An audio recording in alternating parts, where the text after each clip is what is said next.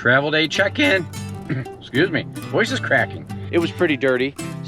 We're hoping that it's not a race and that we don't end up in the middle of some type of race. I'm actually gonna put you guys up on top of my helmet for a little bit and show you some of the terrain as I'm riding. Hopefully it's when I'm going downhill and it looks super fast.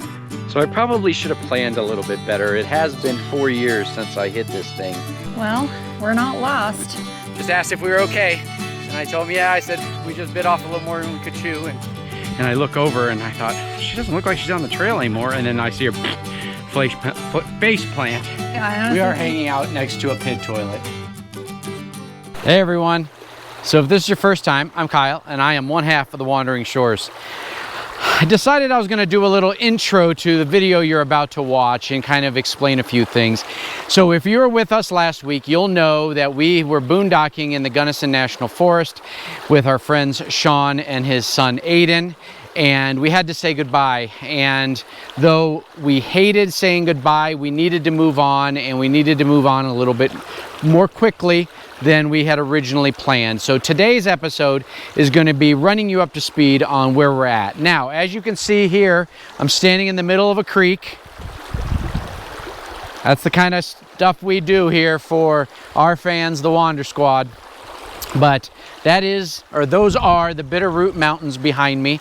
We're going to share this location with you in a subsequent week, but I thought I'd do the intro here to explain this week's video as we are leaving Gunnison, Colorado, and we are heading towards Vernal, Utah, and we're going to pick it up on drive day and share a few of the experiences. And also, one of the clips I wanted to explain, just so it made a little more sense, is I had forgotten to add something to last week's video when we were there with Sean and Aiden, and I thought it was relevant to RV life. And so I'm going to go ahead and insert it in the video today, so don't get confused on why Sean and Aiden are all of a sudden with us. Unfortunately, they were not able to come with us to Vernal and subsequently here to Idaho, but I just wanted to kind of explain that. So I hope you enjoyed today's episode. Travel day check-in. Excuse me, voice is cracking. We just stopped here in Montrose. We stopped by Walmart and grabbed a few items, and we are now at the Maverick gas station getting some fountain sodas. I bet you can't guess what brand of fountain sodas. Michelle's inside, and I just filled up with gas to make sure we got plenty of gas. There's a section of this drive that I'm not 100% sure is very populated, so I want to make sure we got full gas if we can. However, our next stop is going to be the Colorado Visitor Center, and we're going to get some water and haul that up to our next destination. Welcome to the Colorado Welcome Center in Fruita, Colorado, where they have free dump and free water. So we are just cleaning our tanks and getting ourselves some fresh drinking water. We've got about 140 miles to go or so, something like that. But so far the drive has been going really smoothly. This is going to be the section that's coming up that I'm not so sure about, because I don't know if it's very mountainous or whatever it is. It's pretty twisty turny. It's not a main interstate anymore, but looking forward to it. And yeah, can't complain about free water and dump. Welcome to Utah. Welcome to Utah, everyone. So this will be our new home state for about 5 days. And then we're moving on. But can't wait to show you where we're planning to camp. Hopefully there's a spot open. With it being a Friday, you know, this is not ideal for arriving at, BLM and public lands, but fingers crossed there's a lot of space out there and we can find a spot for us for a few days. So we made it, folks. Yesterday's travel day has led us to this amazing spot. Where are we at, Michelle? We're in Vernal, Utah. Yeah, outside Vernal, Utah at McCoy Flats Dispersed Camping. We'll be doing a campsite review of this area, but as you can see, we're prepped for some mountain biking. Yeah, after several months not mountain biking. Yeah, so we need to get some miles in. So the ride today is supposed to be about 7.5 miles with about 550 feet of elevation. We can actually ride right from our campsite. There's kind of a view of the area. There's some type of event going on this weekend, so there are quite a few people down at the trailhead parking with tents and campers and things like that. So we're hoping that it's not a race and that we don't end up in the middle of some type of race. But you imagine? We are riding retail sail. Well, we're actually riding serendipity down to retail sail, and then around retail sail and back up serendipity up here to our campsite. The trail actually is, you can't see it from here, I can't imagine, but it rides right there. Serendipity does. So that's why we opted for this spot. We've actually stayed north of Vernal up in the Ashley National Forest before, back in 2021, and we're actually going to head up there later on this visit. This visit's going to be quick. It's only like 5 or 6 days, but we're going to head up there and check out our geocache that we hid back in 21, as well as a boondocking spot that's pretty amazing up there with lots of options. We're going to go ahead and do a campsite review of it because we've been there before, but this time we're staying south of town. So we're taking you on the bike ride today.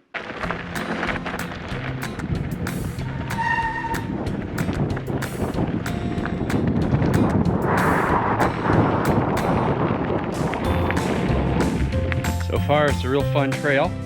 We started on retail sail, and then we got onto Got Milk, and now we're going back onto retail sail. Most of it has been super flowy and almost all downhill, which means we're gonna have a big climb at some point at this juncture, but that's okay. What do you think, Michelle? It's good, although I did eat dust less than a mile into the trail. So. Oh, like less than a tenth of a mile into the trail. Yeah, I know. So you can kind of see the dirt on her shirt here. Yeah, I bit it.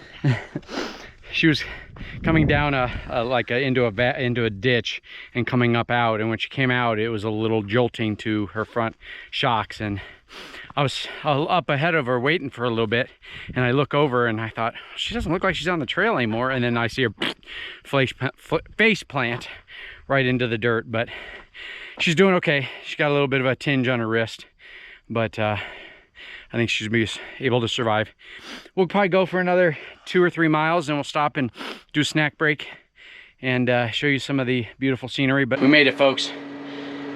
What'd you think? Did. It was hard. It was hard. I was ready to be done about 4 miles in. It ended up being 8.18 miles with 782 feet of elevation ascent. So yeah, it was a challenging trail. And it amazes me that there's people that just cruise right past us like it's no effort at all. Yeah, Michelle forgets that they may be out here mountain biking every day, and the two ladies that passed us, I promise you, are not 52 years old. So, but yeah, it's good to get back on the bike. They held up really well. Trail's in really great shape. Oh, it's a great trail. It's supposed to rain tomorrow, so we're not going to be able to bike tomorrow, but we're hoping to at least get one more bike in before we leave straight here from the campsite. But we're hoping also to possibly do a trail hike later this week, so we'll keep you guys updated. So we're really enjoying our time here at McCoy Flats outside of Vernal, Utah. Today we've got actually several things on the agenda. Michelle, what are we doing first? Oh, we're going on a hike. No, we're not doing that first. Oh, that's the last thing we're doing. Oh, well, then you didn't let me in on the plan, Stan. So we're heading up to check on our geocache that we hid back in 2021. And then we are going to, because right across the street from there's a pretty cool boondocking spot that our friends have stayed at and we stayed across the street from. So I'm gonna go ahead and film a free dispersed camping site review up there as well. This is all north of Vernal. And then after we're done, and I brought the drone, and it appears I'm able to fly it not only on the hike, but also on the public land where we are doing the boondocking site review. And then we're also going to obviously have a boondocking site review US 191 North, US Highway 40 East of McCoy Flats. So I'm going to be able to get several videos out of our adventures here, even though we're only staying for like a total of 5 days. But yeah, we head out tomorrow morning, and we're heading northwest from here, and we'll have more details on what we're doing. Turn right onto US 191 North, US Highway 40 maybe in next video, I guess. But today we're going to take you along with the campsite reviews and geocache and trail hike. So I probably should have planned a little bit better. It has been 4 years since I hid this thing, and we have no internet service up here whatsoever. I think the last time we boondocked here, we actually had our Pep Wave with 2 different SIM cards, so I think we had T-Mobile service. But I'm pretty sure this is the general area, so we're going to check it out. For those of you who geocache, if you look up, the geocache is called Orange is the New Cache. C-A-C-H-E. So let's see if we can find this thing and do a little bit of maintenance on it. Oh, yep, it's here. I see it. Oh, you found it? Yep, there it is. I see an orange. Oh, yeah. There it is, folks. So we're actually going to go grab our geocache kit out of the truck and do some maintenance on it, put some stickers and stuff in it, and check to make sure everything's going well. It'll be interesting to see what's in it. We'll show you here in a minute. Wow. There it is, folks. All right, let's bring it out here and in the sun and see what's got in it. I don't even remember what we left in it originally. Yeah, I don't either. Well, and there's going to be new things in there. Oh, there's some of our old business cards. Oh, wow. Some of our, oh yeah, there's not a whole lot of stuff. I don't know what that is. Ew. That's like that's a tooth of, looks like a tooth. of some animal. That is weird. Okay. Wow. Yeah. We got a rubber ducky. There it is, the Wandering Shores geocache. Check in on us on Facebook, Instagram, and YouTube. A sticker, a rock, a geocacher's business card, a little troll. Let's look at the log while we're here. Oh yeah. Oh. All right, it gives an introduction to us. I'll go ahead and read it.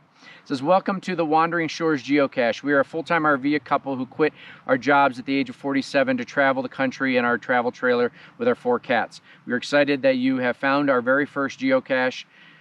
Please sign the log and happy hunting, Kyle and Michelle. So there's actually quite a few. I mean, there's still plenty of room in this book. So we're gonna get a few of our geocache that we found over the years and put those in here, and then we'll put it back where we found it.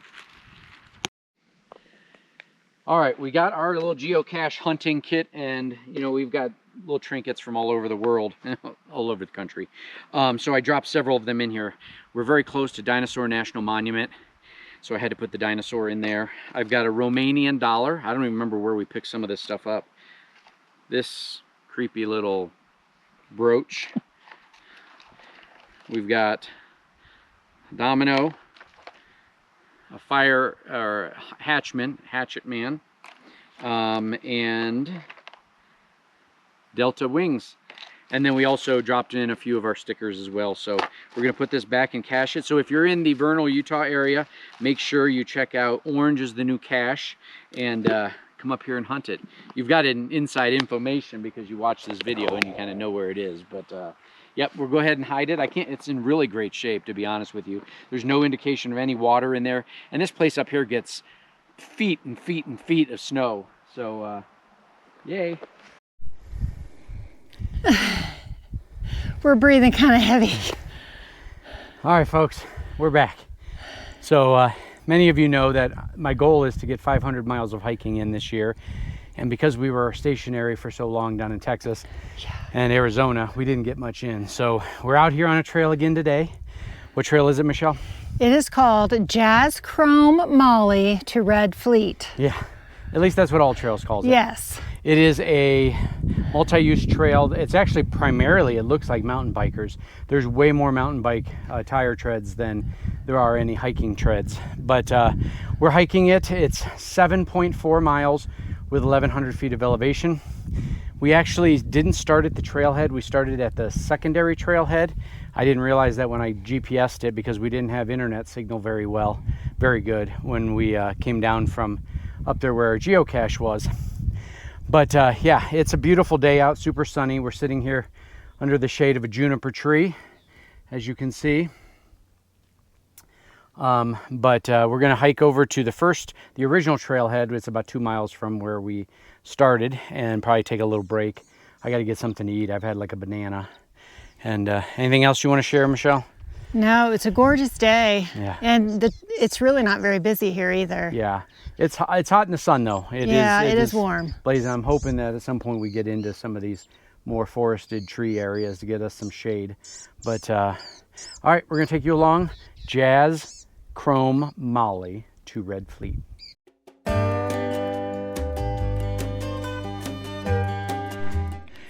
Well, we're not lost, but I honestly We are think, hanging out next to a pit toilet, folks. That's how desperate we are for some shade. yeah, I honestly think maybe was it the right trail? Yeah, no, that's the right trail. Yeah, Oh my God. It's just a mountain bike trail, which made it a little more difficult than I thought. It was. I don't even know how far we've gone. We've gone 2.39 miles, but I think we're gonna tap out, folks. We're not done because we got to get back to the truck. So I'm gonna have to route how far it is to walk, but we're just gonna walk the road back to our truck. I'm guessing a mile and a half, but at least it's flat Yeah. and makes it a little bit easier, even though it's gonna be really hot. Yeah, I don't want to go through those hills again. Yeah, so going back the way we came is not really an option, but we're gonna stop here, catch our breath, get some snacks, and then we'll get back out on the road walking. I feel like Forrest Gump. We're just gonna be walking on this road for hours, probably. Let's hope not, it's hours. But I'm gonna map it. We don't have any internet, but I've got Gaia GPS, and so I can map a trail using the roads because it's got a base map that you don't need internet for. So I'm glad he has that, because I wouldn't be able to. yeah, that was a challenge. I mean, just so you guys know too. I mean, you can call us wusses. We're okay with that. But I hiked 3 miles yesterday for a walk in the morning, and then Michelle and I biked 8.5 miles mountain biking yesterday too. So this was probably a little ambitious for us right now. Especially with tomorrow. Yeah, we got a long travel day tomorrow, like 8 hours in the car, I'm guessing. And we're at 6,000 feet of elevation here. So it's not as high as we were when we were in Colorado, but we were doing much easier hikes back then. So, all right, we'll get back to you when we're walking down the highway like Forrest. See you soon. All right, we took about 7 steps onto the road, and National Forest guy stopped by. He was coming from the direction we were walking, and just asked if we were okay. And I told him, yeah. I said, we just bit off a little more than we could chew, and walking back to the campsite, back to the car. He offered us a ride, basically, is what I'm trying to get to. Yeah. So, but we passed. It's 1.7? Yes. 1.7 miles. I was able to get Google Maps. Gaia didn't have the right map downloaded, so I used Google because I had downloaded some maps from Google. So, yeah. He probably thought, we typically don't see people like you just walking the road around here. Yeah. People around here know what they're doing. Yeah, so, and we didn't have any bikes, which most of the people are biking, so. All right, 1.7 miles, here we come. Walk, Forest, walk.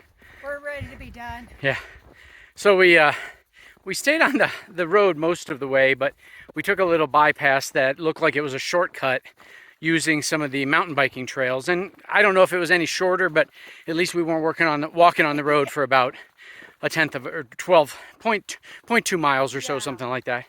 But yeah, I can't really turn this around with the way the video works here on my phone. But Our truck's up there. yeah, oh, I see a red truck. That's great. That's a great sign. Good morning. You excited, Aiden? What are we doing today? I don't know. You know what we're doing. What did you say you wanted to help us with? Tire change. Oil change. So it's kind of I don't know. The sun's out right this moment, but as you can see, it's really cloudy. So we decided, and it's like 40 degrees or so at best. We decided we were going to go ahead and do oil change in both of our generators. Sean and I have very similar generators. He's got the GenMax 32i, and I've got the GenMax 3300i. I've done a video review of it about 2 years. We've had it run. Next when I get in there, I'll check and see how many hours I've run it, but I've run it a long time. And Sean's got exactly 100 hours on his. And that's basically since the Pagosa spring, or no, yeah, no, Mancus. since the Mancus oil change when we actually did it the first time. Yeah, so I typically change mine every 50 to 100 depending upon how I'm feeling. One of the things that's different about Sean's versus mine is he's got a direct 30 amp RV plug that does not require a twist adapter. Mine does. I don't know why they did that on one and not the other, but it's very bizarre. So does yours have more wattage? Is that why you're a 3300? Yeah.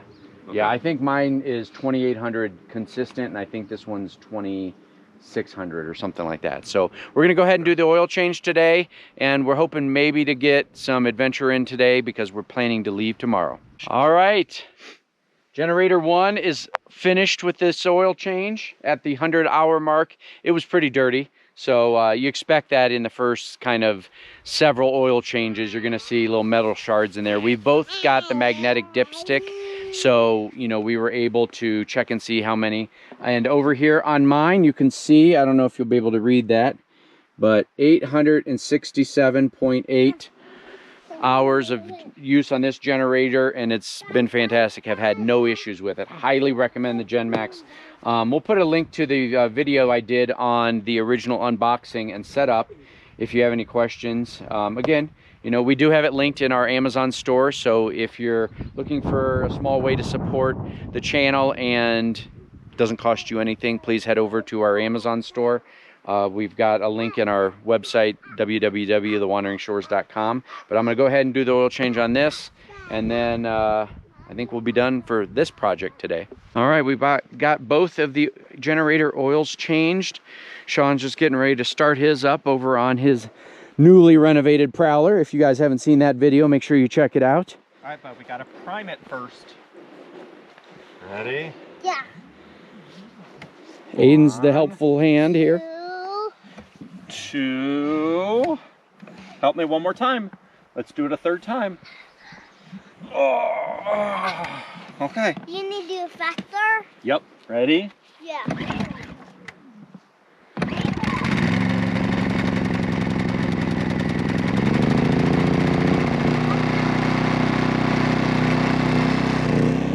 Like a champ. So he's got a little bit of a rattle on the muffler, but we realized that the band clamp on the spark arrestor has actually broken. So he's gonna, I didn't have the right size band clamp, so he's gonna go ahead and replace that, and that little rattle there on the muffler should be all fixed. But if this sun holds out, we actually are gonna try to go on a hike with Aiden. Michelle's got to work, so she wants to stay behind, take care of that. But yeah, so adventures here, always doing some changing of oils or maintenance on the RV. My friend Melody reached out to me and gave me an idea about this winter. I'm not ready to commit or to announce it yet, but there may be some changes this winter that are lifelong.